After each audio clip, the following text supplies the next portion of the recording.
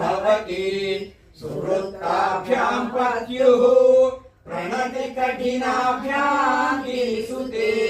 विधिज्ञे जानुभ्यां विभुतकरि कुम्भद्वयमसि पराजेतुं रुद्रं द्विगुणशरगर्भौ गिरिसुते निषङ्गौ जङ्घेते विषमविशिखो बाणमृता यदग्रे दृश्यन्ते दशशरफलापादयुगली नखाग्रच्छद्मानः सुरमकुटशाणैरनिशिताः श्रुतीनां मूर्धानो दधति तव यौषे